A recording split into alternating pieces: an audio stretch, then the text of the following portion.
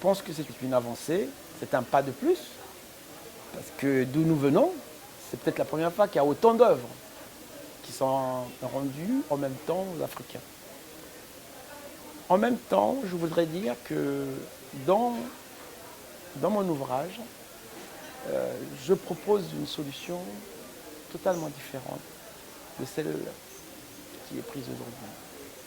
Pour une raison très simple, que vous comprendrez, qui est arithmétique et qui est pragmatique. Si aujourd'hui on parle de 90 000 œuvres, si aujourd'hui quelquefois on parle même de 120 000 œuvres en général, si une loi par objet, nous ne serions plus là, vous et moi, et nos enfants peut-être, et plusieurs générations ne seront plus là. On aura toujours cette question de la restitution à résoudre. La restitution des œuvres, vous voyez, je dirais, c'est une problématique qui nous permet de reparler de notre histoire, de revoir en face l'histoire de la France dans sa relation avec l'Afrique.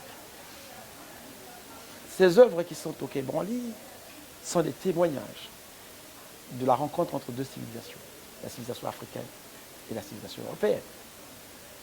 Quand deux civilisations se rencontrent, en général, il y a un enrichissement, il y a une addition.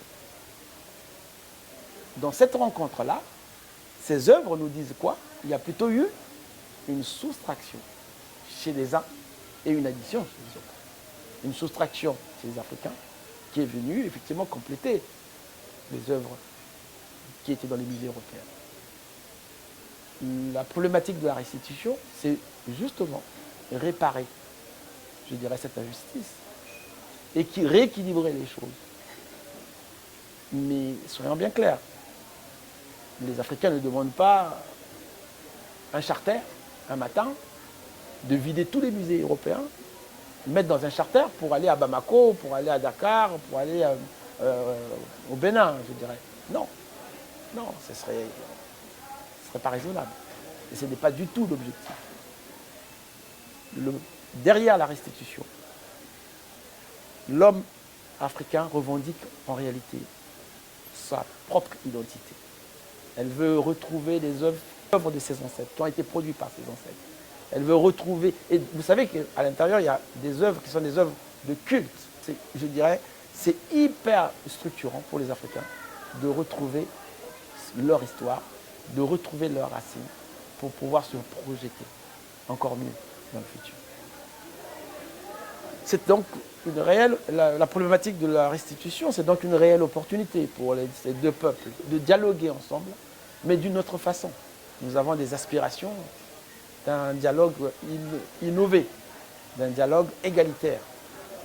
Et nous avons des aspirations d'une réelle fraternité culturelle entre la France et les pays africains.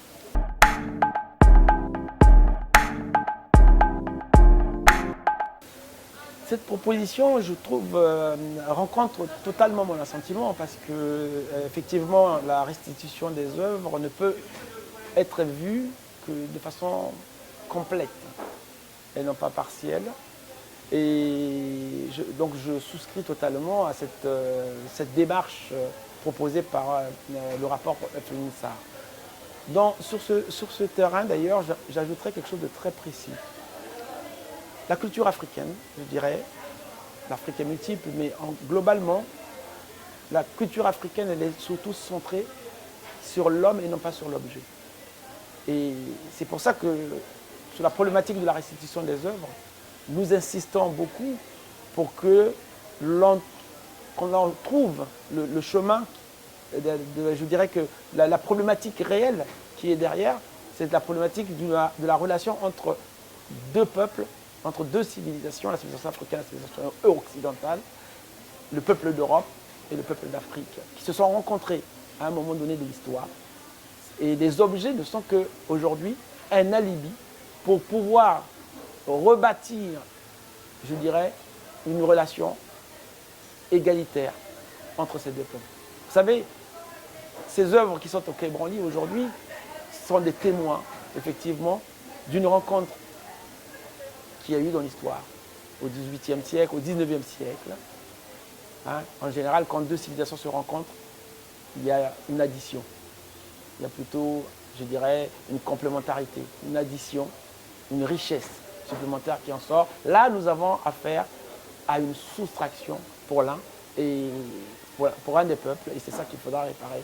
Et en bâtissant derrière, je dirais, cette problématique de la restitution, un rapport, une nouvelle éthique relationnelle, comme dit d'ailleurs Felwine Sarr dans le rapport, une vraie éthique relationnelle basée sur l'égalité.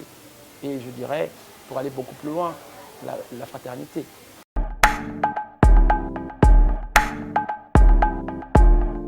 L'idée, c'est de pouvoir traiter le sujet de la restitution de façon globale, créer une loi qui soit une loi uniforme pour avoir un traitement uniforme du sujet.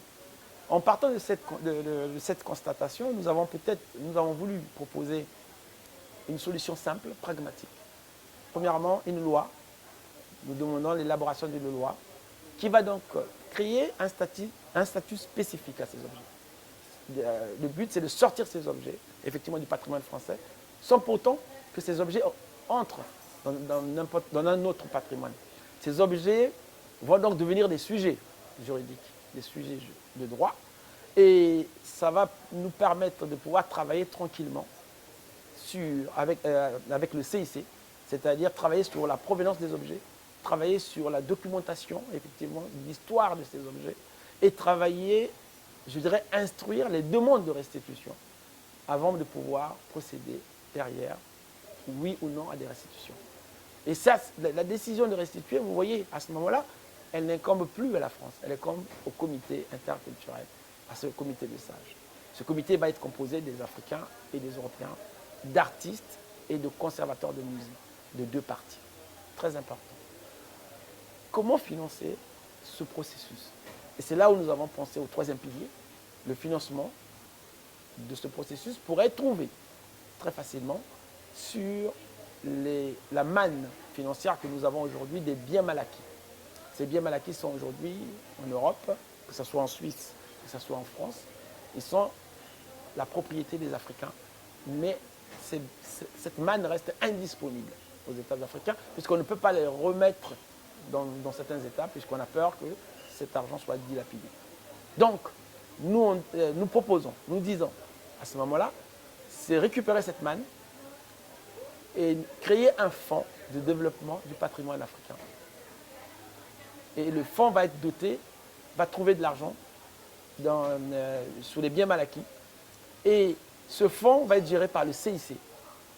Et donc, ce fonds va servir, d'une part, à construire des nouveaux musées, là où il y a besoin, à rénover et réhabiliter certains musées anciens qui sont aujourd'hui dans un état où il faut effectivement remettre, et aussi à encourager toutes les autres activités culturelles partout où c'est possible.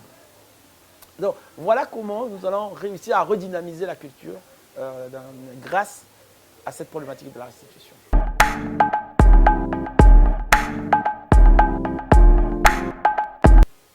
Pour moi, j'ai toujours dit, pas de culture, pas d'avenir pour l'Afrique. Nos cultures, nos futurs africains. Ça, c'est sûr. Il nous faut qu'on se mette dans la tête qu'on va aider les Africains au niveau économique. Enfin, aider. On va travailler avec les Africains au niveau économique. Développer l'Afrique économiquement, ça, c'est une très bonne chose. Mais comme tout le monde le sait, on ne vit pas que du pain. L'homme ne vit pas que du pain. Donc, il faut éviter de faire un développement sur une seule patte. Nous recommandons de travailler sur la culture africaine, qui est une des plus vieilles cultures dans le monde, et redonner à cette culture, permettre à l'Afrique de retrouver sa culture, de pouvoir retrouver sa place dans le concert culturel mondial, dans ce qu'on appelle aujourd'hui l'universalisme culturel, et que l'Afrique y trouve sa place. Pour ça, il faut qu'il y ait également des actions, et là, il y en a vraiment besoin pour développer effectivement, je dirais, les centres de formation, les théâtres, les cinémas, les bibliothèques, les livres en Afrique. Toutes ces actions sont importantes également, je dis, pour le développement de l'Afrique. La culture et la paix, il y a une très grande relation entre la culture et la paix. Et je pense que le développement culturel de l'Afrique permettra également de garantir, je pense, dans le futur, la paix que nous recherchons en Afrique.